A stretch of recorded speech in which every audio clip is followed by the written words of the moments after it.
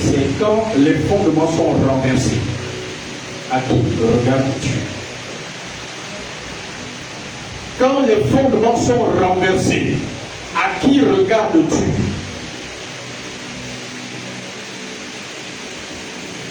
Nous vivons dans une société. Nous vivons dans un siècle où tout est devenu normal. Tout a été déréglé. Pour ceux qui sont dans la quarantaine, cinquantaine comme nous là, nous avons vu la vie hier et nous voyons aujourd'hui. Et nous pouvons clairement dire que les choses ont changé.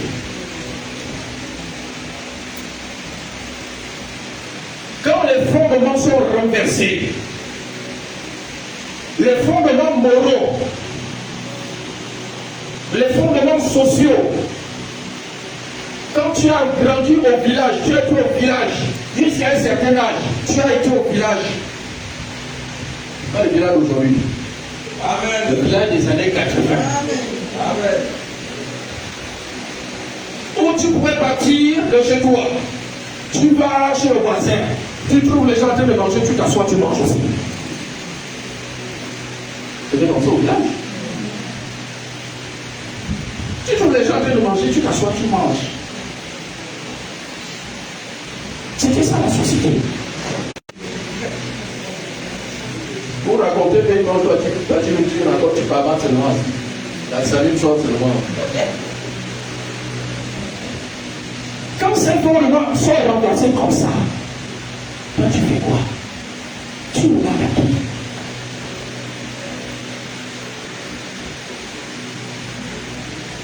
Quand il n'y a plus de valeur, il n'y a plus de valeur dans la société, tu fais comment? Est-ce que tu t'assois pour dire aussi, ah mais c'est la vie, hein? Le monde est évolué. Le monde est évolué, c'est normal. C'est normal, mais non, il n'y a pas de problème. C'est son cœur. C'est l'amour. Quelle est ta position? Tu regardes à qui? Est-ce que tu épouses le monde?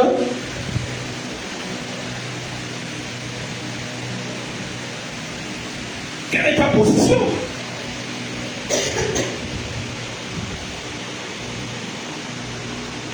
Quand les maladies surgissent, on dit Covid-19 est venu là. Là, tu regardes où? Quel est ton regard? Quel est ton regard?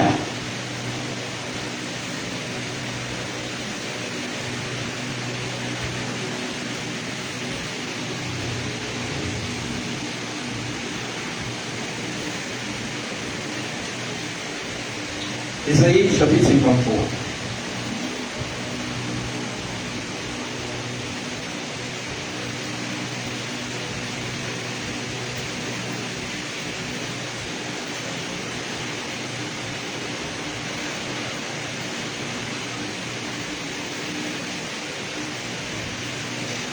Verset 6.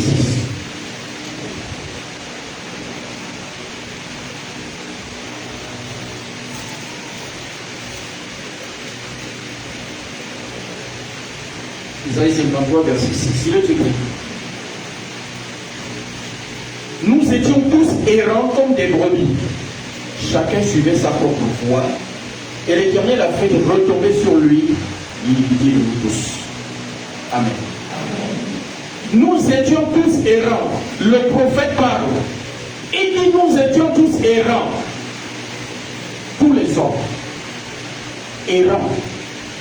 Ça veut dire chacun cherchait sa propre voie. Chacun suivait sa voie.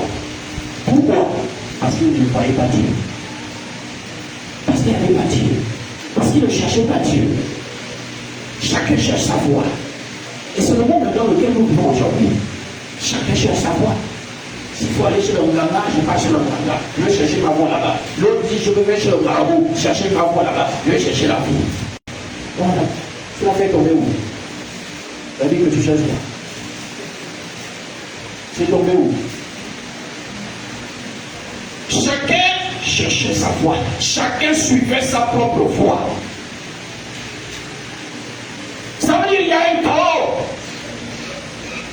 Une société où chacun suit son chemin, ça veut dire qu'il n'y a plus de société. Il n'y en a plus. Parce qu'une société, c'est une organisation. Il n'y a plus de société. Et quand chacun cherche à voir quelle est la tienne, toi tu cherches, tu vas où? Quand ça ne va plus, tu vas où? Tu cherches la solution où? Tu regardes à qui? Tu cherches des solutions à la télé? Tu cherches des solutions chez le médecin? Tu cherches des solutions chez les avocats? Tu les cherches où? Tu regardes à qui?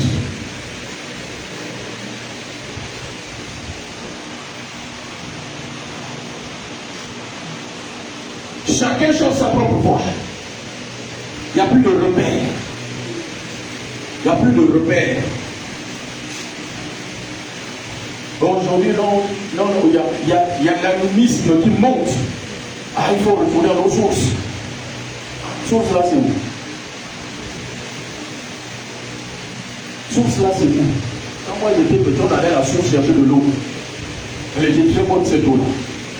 L'eau de source. C'est ce qu'on pouvait. Elle était très bonne. La source où on veut nous ramener là, c'est quelle source?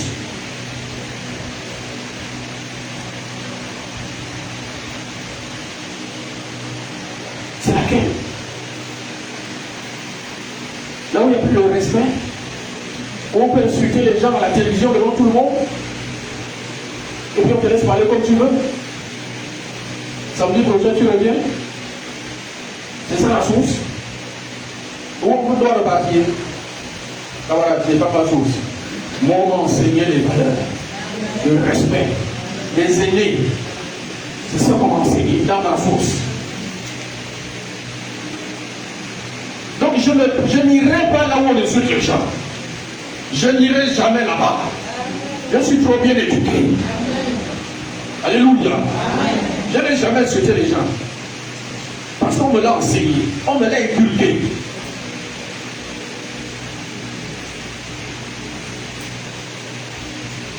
C'est ça, chacun cherche sa voie. C'est ça. Et toi, tu la cherches pas. Est-ce que tu t'assois et puis tu suis tout le monde à la fois? Tu regardes à qui? Tu es assis où? Quel est le fondement? Ton fondement, c'est quoi?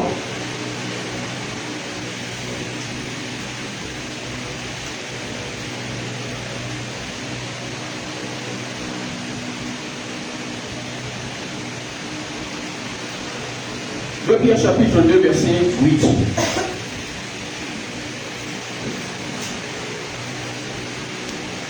Le Pierre 2, 8.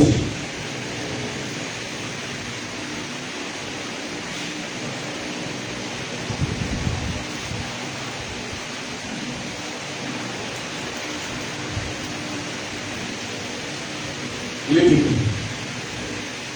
Car ce juste qui habitait au milieu d'eux tourmentait journellement son âme, juste à cause de ce qu'ils voyaient et entendaient de leurs œuvres criminelles. Amen. On parle ici de Lot, au temps de Sodome et Gomorrhe. Lot vivait à Sodome. Et nous connaissons comment vivaient les gens de Sodome au temps de Lot. C'était comme aujourd'hui, hein? C'était comme aujourd'hui. Les hommes avec les hommes, les femmes entre elles. La Bible dit cet homme-là, lui, il était juste. Il vivait au milieu d'eux. Son âme était tourmentée par ce qu'il voyait et ce qu'il entendait. Donc ça le dérangeait. Est-ce que toi, ça te dérange? Ce que tu vois aujourd'hui là, est-ce que ça tourmente ton âme? Est-ce que tu es dérangé? Si tu n'es pas dérangé là, c'est que tu es comme eux. Hein? Il faut lire Romains chapitre 1. Romains chapitre 1. Romains 1. Arrivé à la maison, tu ouvres, tu lis ça entièrement, tout le chapitre. C'est pas un long chapitre. Je crois que ça doit avoir 22 versets. Il parle de ces choses-là. Il dit non seulement il les approuve. Il ils approuvent quoi? Ce que ces gens-là font. Ils regardent, ils approuvent.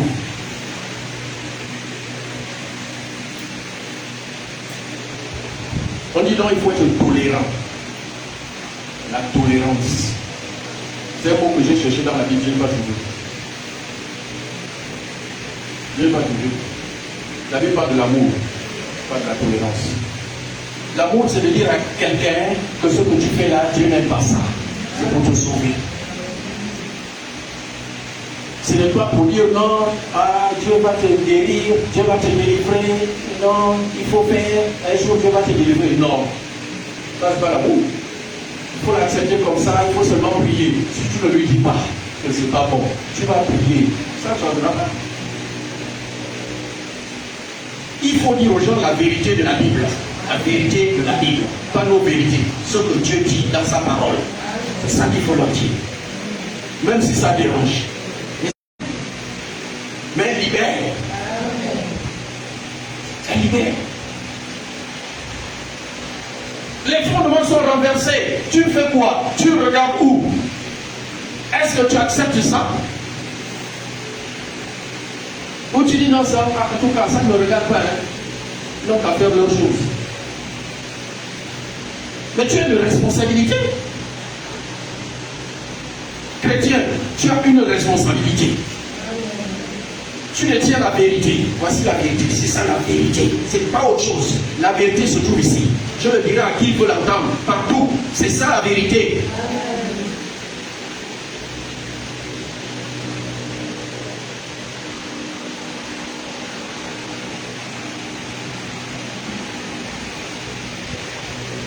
L'autre tourmentait journellement. Ça veut dire chaque jour. Tous les jours. Son âme était tourmentée de voir les sodomites dans leur vivre, dans leur péché. Ça le tourmentait. Il n'était pas à l'aise. Mais nous on est à l'aise de voir les gens vivre dans le péché tranquillement. Nous on est à l'aise. Chrétien. Notre Dieu est le Dieu de la sainteté, de la pureté.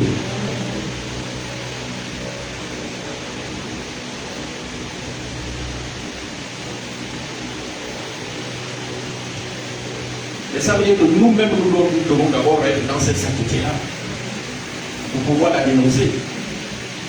Tu vas dénoncer quelque chose dans lequel toi-même tu es.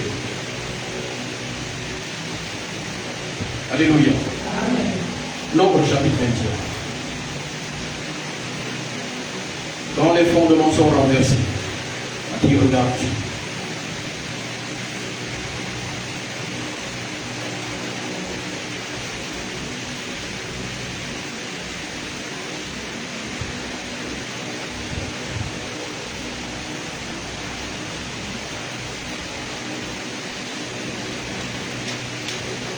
Donc 21, verset 9.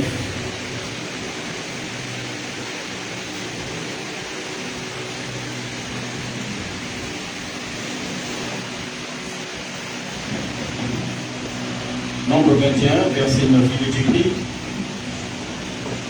Moïse fit un serpent d'airain et le plaça sur une perche. Et quiconque avait été mordu par un serpent et regardait le serpent d'airain conservait la vie. Amen. Alors l'histoire, c'est l'histoire du peuple d'Israël qui traversait le désert pour se rendre à Canaan. Et arrivé à un certain lieu, le peuple s'est rebellé contre Dieu pour réclamer la nourriture, pour réclamer de l'eau. Et les gens ont commencé à dire, mais ces gens-là, ce Moïse-là, nous a amenés dans le désert pour nous tuer. Il fallait mieux nous laisser en Égypte. Au lieu de venir nous tuer ici, là. Ici c'est le désert. Même pour nous enterrer, on va nous enterrer où? Il n'y a que le sable. Donc on va être enterré sur la terre. Là c'est l'homme. Même pour être enterré. Il veut là où il y a la terre. Parce que si on t'enterre dans le sable, là, il n'y aura pas. Tu ne vas pas courir. Le corps là-bas, tu veux courir. Hein. Quand tu enterres ici à Libreville ou dans ton village là-bas, ça va courir. Hein. Vrai ou faux? de fatiguer les gens. Non, on va quand je mourir, ne m'atterrir pas ici. Ou bien tu laisses en même temps l'argent pour voyager ton corps. Oui. La terre, c'est la terre. Que tu sois ici ou là-bas. Ah oui. Non, je vais être enterré à côté des miens. Camarade, c'est le corps. Toi, tu vas aller au paradis, peut-être les tiens sont en enfer. C'est comme ça.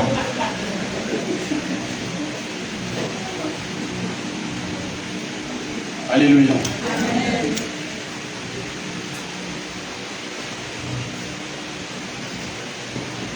Chrétiens qui ne veulent pas renouveler leur intelligence, c'est ça. Toi, tu es devenu chrétien, mais tu vis dans la mentalité du village. La mentalité de la culture de chez toi. Il y a une culture dans le royaume. Amen. Il y a la culture du royaume. Tu dois épouser ça. Amen. Sinon, tu n'es pas encore chrétien. Hein? Ah oui? Tu n'es pas encore chrétien. Être chrétien, c'est pas venir à l'église. Venir à l'église, là, ça ne fait pas de toi chrétien. Sinon, les chaises sur lesquelles on est assis, là, ils sont chrétiens. Elles sont là nuit et jour, tous les jours. Donc, elles sont même plus chrétiennes que toi.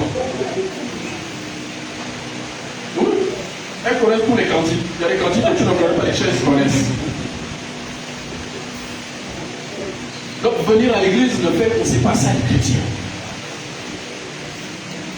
C'est épouser une culture. Entrer dans un royaume qui a ses principes, ses lois. Sa culture. Le royaume a sa culture. Dans le royaume, on dit tu n'auras pas de rapport sexuel sans être marié, par exemple. Maintenant, chez toi, là-bas, on disait, ah non, tu as déjà 18 ans, il faut avoir un copain. Et puis viens vivre avec ça dans le royaume. Le royaume de Dieu. Ça ne fonctionne pas. Camarade, tu es Gabonais, tu pars aux États-Unis.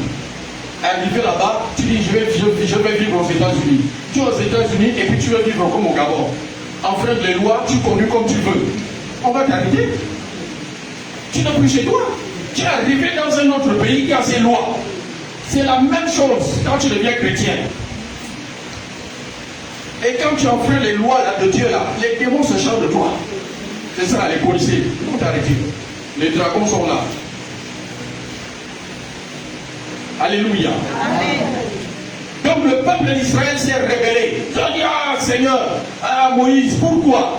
Pourquoi tu nous as fait sortir de l'Égypte là? Tu es venu nous tuer ici là. La Bible dit, Dieu s'est fâché. Il a envoyé les serpents. Les serpents sont sortis, ils ont mordu les gens sont morts. Il ne faut pas jouer avec Dieu. Il ne faut pas jouer avec Dieu. Ce que Dieu a fait hier, là, il l'a fait encore aujourd'hui. Parce que quand on dit la grâce, là, on croit que non, Dieu est devenu un bonbon. Il est devenu bonbon. On peut faire comme on veut maintenant. C'est ça la grâce. Je vis dans le péché. Camarade, tu as menti. Tu as menti. Ça, c'est pas la grâce. Donc, Dieu a envoyé les serpents. Les serpents ont mordu les gens sont morts. Quand les gens ont vu que les Suisses sont en train de mourir là, ils ont commencé à crier, oh Moïse, il faut prier ton Dieu là, pour qu'il arrête ses serpents. Le même Moïse là, qui venait de dire tout à l'heure là que c'est lui qui vous a amené ici là. Moïse prie pour nous. Moïse a prié Dieu. Et Dieu dit à Moïse, fabrique un serpent en airain. L'airain c'est un alliage de métaux. Donc il a formé, c'est comme le bronze. Il a fabriqué un serpent avec le bronze là. Et Dieu lui dit, mets ça sur une perche. Et puis tu plantes la perche. Et n'importe qui aurait été mordu par le serpent, s'il regarde simplement ce serpent en métal, il le regarde seulement, il est guéri. Il le regarde seulement, c'est ce que dit le verset 9 là. Moïse fit un serpent d'airain et le plaça sur une perche. Et quiconque avait été mordu par un serpent et regardait le serpent d'airain conservait la vie. Alléluia. Amen. être guéri, il fallait faire quoi? Regarder simplement le serpent guérin pour conserver la vie.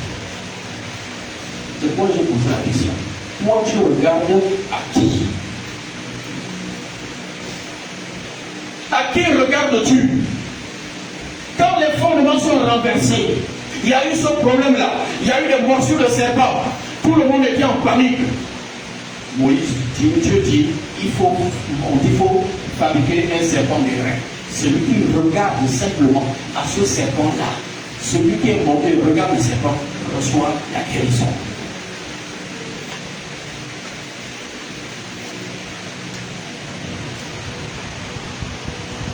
Et les gens ont reçu des guérisons en regardant simplement un serpent fabriqué par un homme.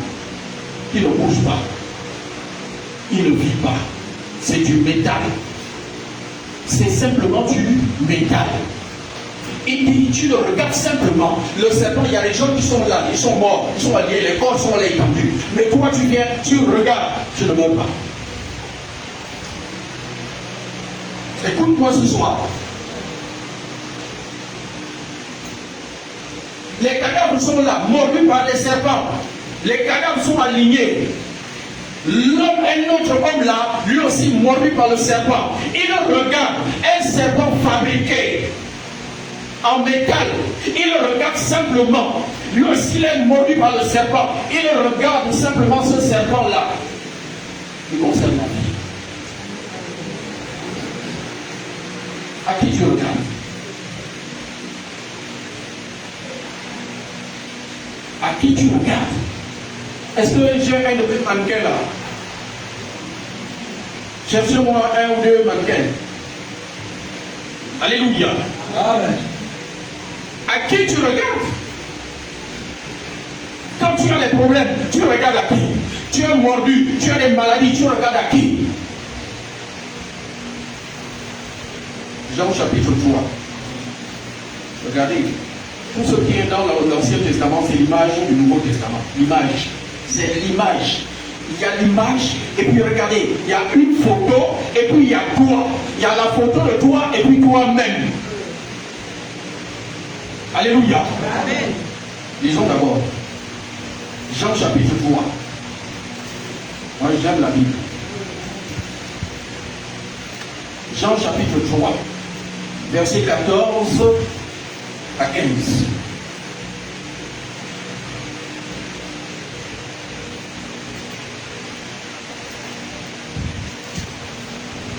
Jean 3, verset 14 à 15. Il est écrit.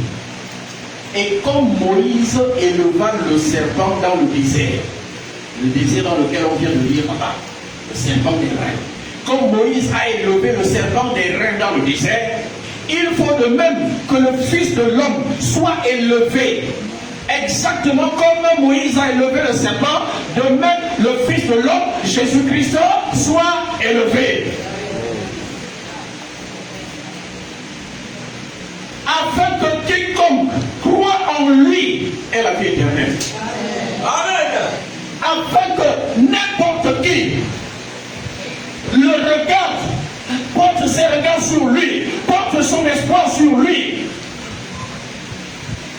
Regardez, dans le désert, les hommes ont regardé quoi? Un serpent fabriqué. Un serpent fabriqué par des hommes. Il ne bouge pas, il ne vit pas, c'est en métal. Mais les gens le regardaient et ils recevaient la guérison. Jésus dit, ce que Moïse a fait là-bas, c'était la photo. Voici maintenant la vérité, c'est moi-même. C'était simplement la photo. Entre la photo et moi-même, vous choisissez quoi?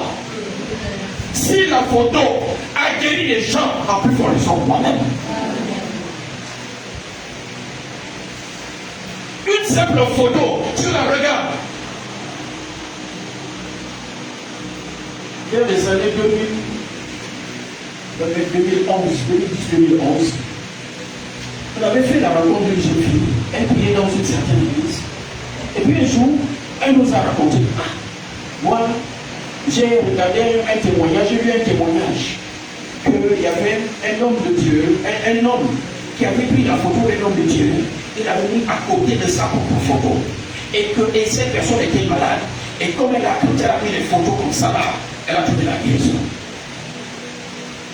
Donc moi aussi, je fais comme elle, comme cette personne-là, pour que moi aussi je trouve la guérison. J'ai regardé le petit comme ça. Donc Jésus là ne suffit pas. Donc Jésus, toi tu utilises encore le serpent des reins. Le serpent des reins.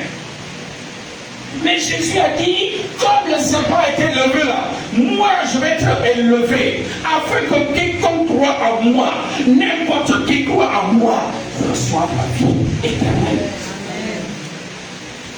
N'importe qui. Et la vie éternelle là, c'est pas aller au paradis d'abord. Il faut comprendre la Bible.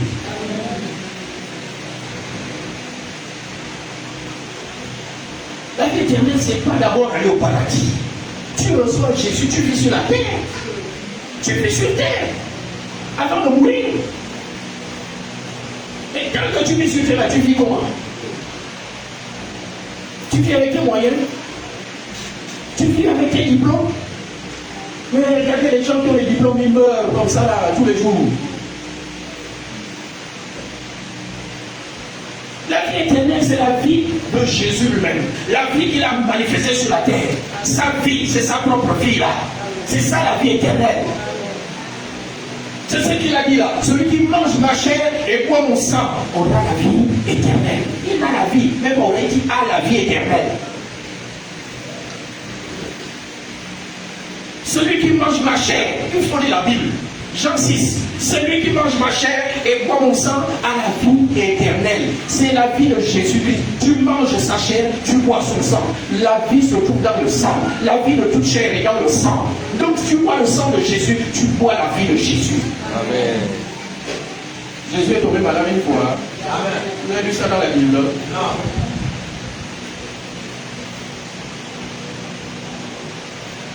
C'est pourquoi je pose la question. Tu me regardes à qui?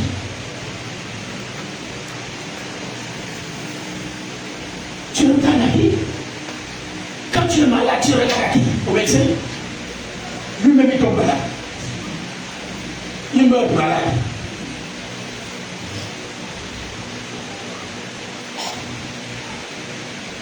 Je dis pas il ne faut pas aller à l'hôpital. Je dis c'est Jésus qui guérit. Amen. Tu as des problèmes, regarde à Jésus. Regarde à Jésus-Christ. Viens camarade, venez les amis, venez. Venez. Tirez nos sang légèrement. Prenez les vêtements là.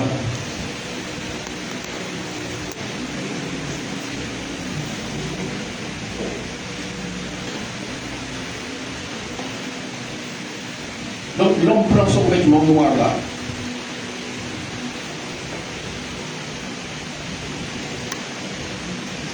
Fais vite.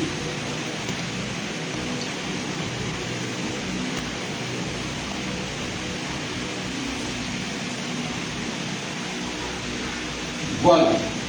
Bien, Dorian. On a lu dans Ésaïe. Habille-toi, camarade, habille-toi. Ton tour viendra. Ésaïe 53, verset 6. Nous étions tous errants. Voici l'homme. Il représente tous les hommes de la terre. Camarade, marche. Quelqu'un errant, un exploit, c'est le mot errant, non? Voilà. Qui marche sans but. C'est comme ça que les hommes étaient. Avant que Jésus ne vienne là, les hommes étaient comme ça. Ils marchaient comme ça, sans but. On ne sait pas ce qu'il veut. Tu ne sais pas ce que tu veux. Toi, regarde-toi, ta vie c'est pas comme ça. Tu ne sais pas ce que tu cherches. Tu ne sais pas où tu vas. Ta vie ressemble parfois à ça. Peut-être même tous les jours. Oui. Tu te laisses conduire par tes émotions, dans ce que tu vois, ce que tu entends. Oh, on a dit ceci. Ah bon, il faut aller là-bas.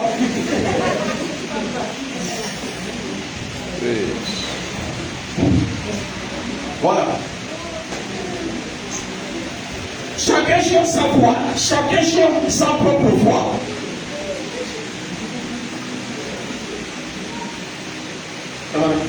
le crucifix dans le bouton là. Même ici.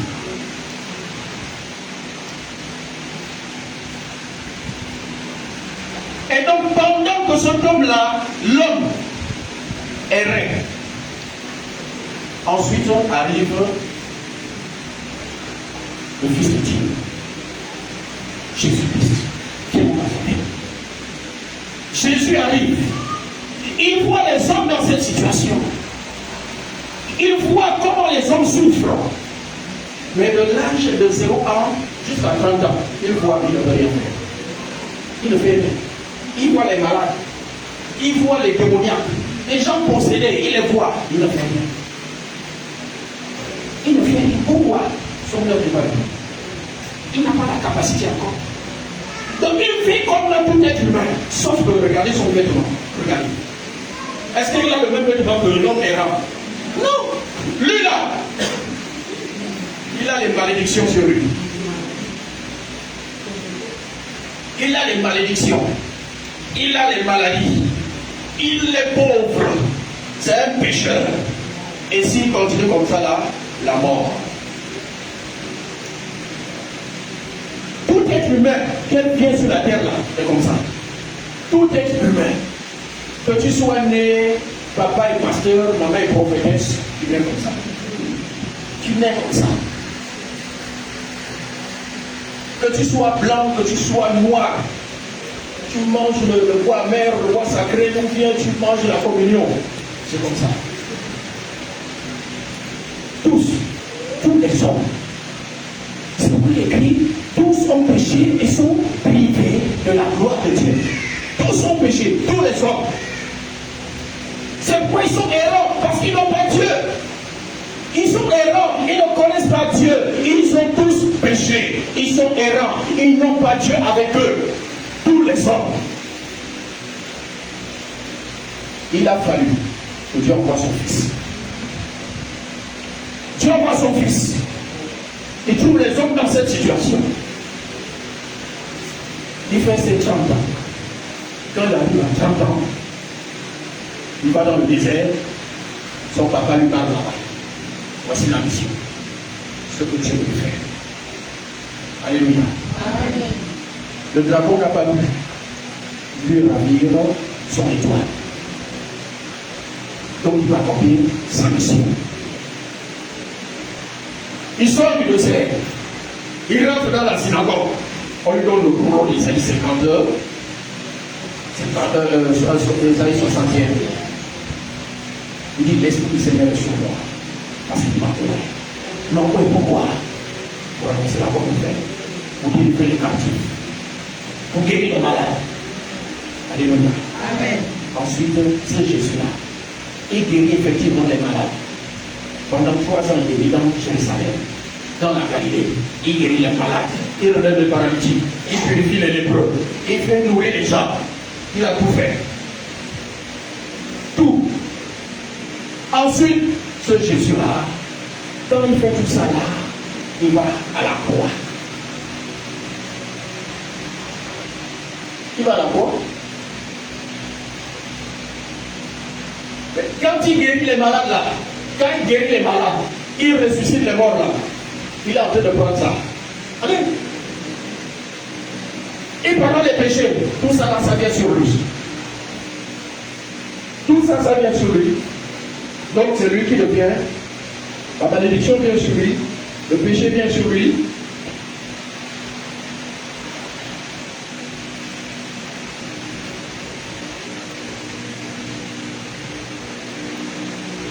La malédiction vient sur Jésus. Les maladies. Quand il dit il guérit un malade, il prend la maladie, ça vient sur lui. Les malédictions viennent sur lui. La pauvreté, c'est lui maintenant. La Bible dit qu'il s'est fait pauvre. Afin que par sa pauvreté, nous fussions enrichis. C'est pour nous. Il est devenu péché pour nous. Ensuite, il est mort. À la croix, il dit, Père, tu m'as abandonné. Tu m'as abandonné. Ça, c'est la mort spirituelle, être séparé de Dieu. C'est ça. Donc, il a vécu tout ça. Pour qui? Pour toi.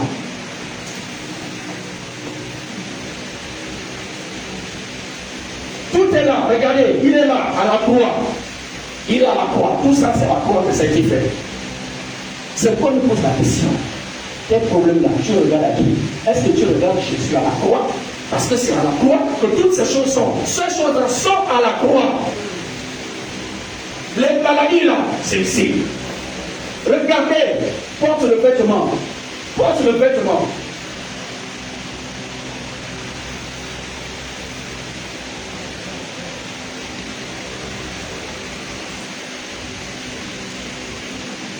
Voici l'homme maintenant qui a accepté Jésus-Christ. Qui a accepté que Jésus est mort à la croix pour lui. Voici son vêtement. C'est comme ça spirituellement que Dieu le voit. C'est comme ça que le dragon le voit. C'est pourquoi le dragon l'attaque. L'homme est sauvé.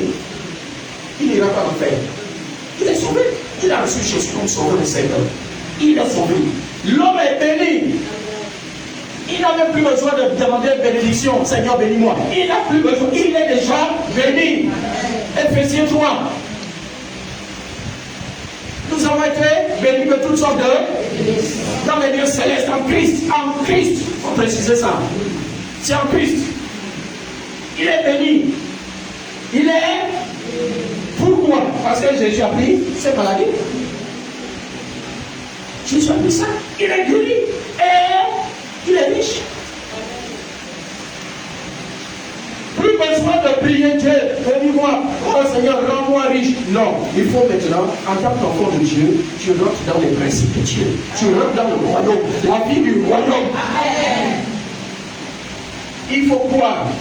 Les malédictions ne sont plus sur toi. La maladie là, c'est sur Jésus. Regarde bien, c'est ici là. Ce n'est pas ici. La maladie est ici. Toi, tu es là. Tu n'as pas de maladie. Tu es guéri.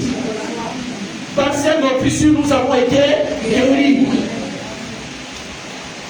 Donc il faut regarder à Jésus-Christ. Regardez la perche là. On regardait à la perche. Le serpent derrière la perche, les gens étaient guéris. On te dit, ça c'est l'image. La réalité est dans Christ. La réalité. Il y a la photo et il y a l'original qui est là. La personne elle-même est là. Toi tu regardes encore la photo alors que lui-même il est là. Tu es ici là. Tu n'es plus ici. Tu es ici. Tu es sauvé. Tu es béni. Tu es guéri. Tu es riche. Ça c'est quoi comme ça? Quelle maladie va résister à ça?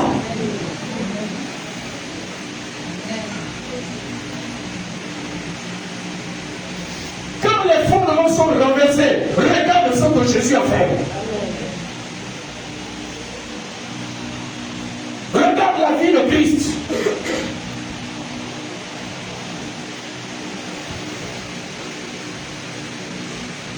Faut le regarder. Dis à ta maladie, tu es là-bas. Moi je suis ici. Il faut dire ça à la maladie là. Il faut dire à la maladie, toi tu es dans la vie noire là. Moi je suis dans la vie blanche là-bas.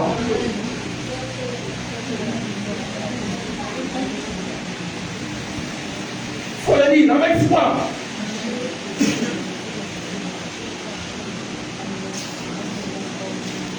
Quand les fondements sont renversés, tu regardes Jésus. Ce que Jésus-Christ a fait. Voici ce qu'il a fait. C'est ce qu'il a fait. Ça c'est le résumé. Ce que le Christ a fait, c'est ça. Tu es sauvé, tu es béni, tu es riche. Il n'y a plus de pauvreté. Il n'y a pas de malédiction en toi. Le problème, c'est que tu n'aimes pas marcher avec le Seigneur. Tu veux vivre comme dans le monde. C'est ça ton problème. Tu ne crois pas ça. Quand tu ressens la douleur, tu dis la maladie est revenue. La maladie n'est pas revenue. C'est jamais revenu. Jamais. C'est parti, c'est parti.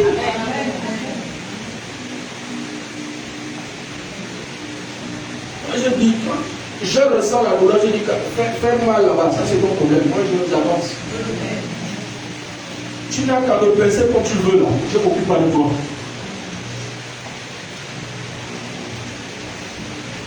Je ne m'occupe pas de toi. C'est parce que tu t'occupes d'elle que tu as mal. C'est revenu. J'ai mal ici. Il faut aller à l'hôpital. Il faut aller à la pharmacie. Le diable est content. ça là, c'est son industrie. Les pharmacies, c'est pour lui.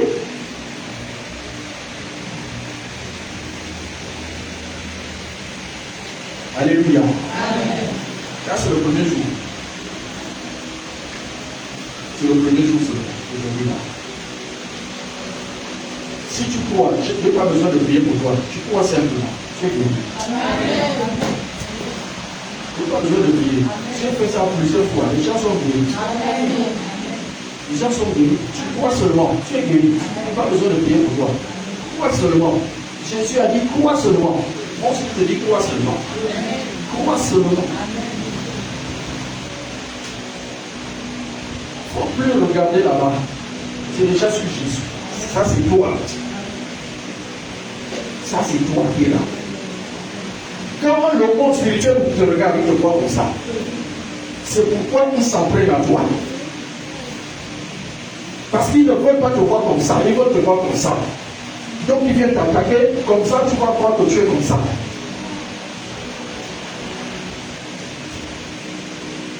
Crois seulement. Tout est possible à celui qui croit. Tout. Tout est possible. Ce soir, tout est possible. Amen.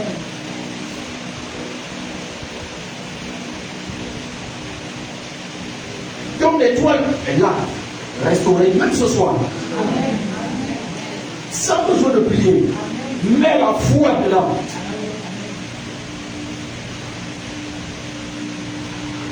Et la foi parle. La foi ne reste pas silencieuse. Si on appelle la foi agissante, la foi agit, elle parle, elle confesse, elle déclare. Elle déclare ce qu'elle veut voir. C'est ça la foi. La foi ne reste pas la bouche fermée. La Bible dit nous croyons, c'est pourquoi nous parlons. Donc il faut parler, il faut dire ce que tu crois. Que dit Dieu? J'ai des problèmes, mais Dieu dit quoi? J'ai telle malédiction, mais Dieu dit quoi? Il n'y a pas de malédiction, il n'y a que bénédiction. C'est ce que Dieu dit.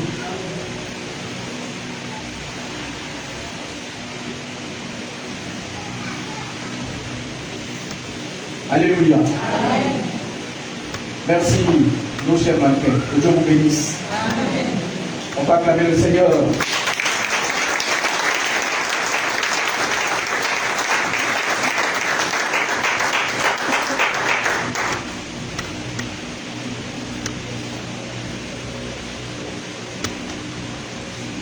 Imaginez comme ça, je crois que ça fait du bien. C'est mieux que simplement les paroles. On va se lever, on va prier.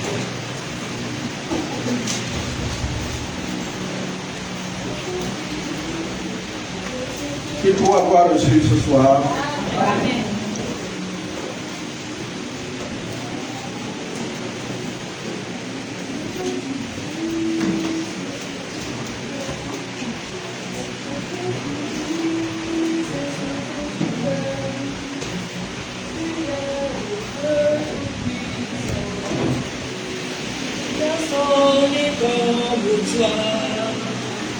Ce que tu dis, c'est ce que tu fais.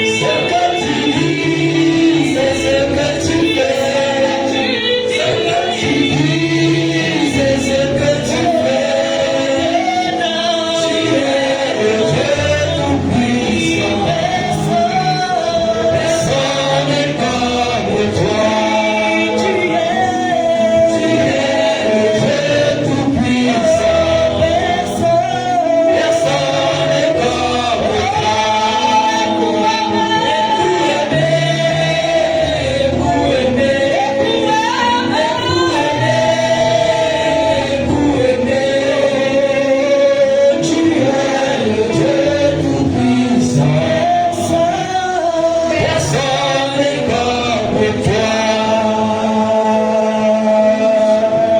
Alléluia. Lorsqu'on entend une cantique comme ça, il ne faut pas le chanter en regardant les gens. Si tu t'adresses à quelqu'un, tu es le Dieu tout-puissant. Ce que tu dis, c'est ce que tu fais. Ça doit venir du cœur. Donc c'est pas en regardant les gens. Tu t'adresses à quelqu'un. Tu t'adresses à quelqu'un. Et quand tu dis ça, tu penses à ce que tu veux. C'est à quoi tu t'attends ce soir. Et c'est là où ce Dieu tout-puissant agit. C'est là. Ce n'est pas un spectacle. Tu es venu chercher Dieu. Tu n'es pas venu voir un homme. Tu ne me connais pas, camarade. Je ne suis pas un grand pasteur. Donc tu ne cherches pas à me connaître. Tu es venu chercher Dieu. Alors, ce que tu dis, c'est ce que tu fais.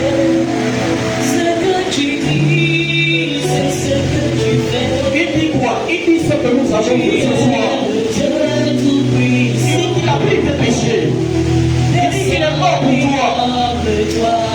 Il dit qu'il s'est fait pauvre pour que toi tu deviennes riche. Il dit qu'il a pris toutes les malédictions. Toutes tes malédictions, il a pris. Les maladies sur toi, il a déjà pris. Il les a portées sur lui. Réalise-le, accepte-le simplement.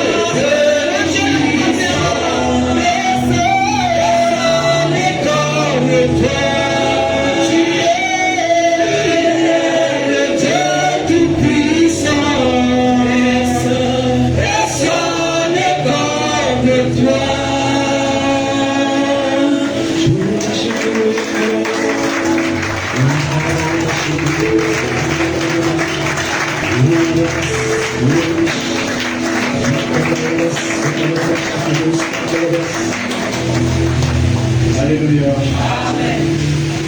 Donc nous terminons ici ce moment. Nous allons passer pour terminer aux offrandes. Il est 19h. Donc nous passons aux offrandes.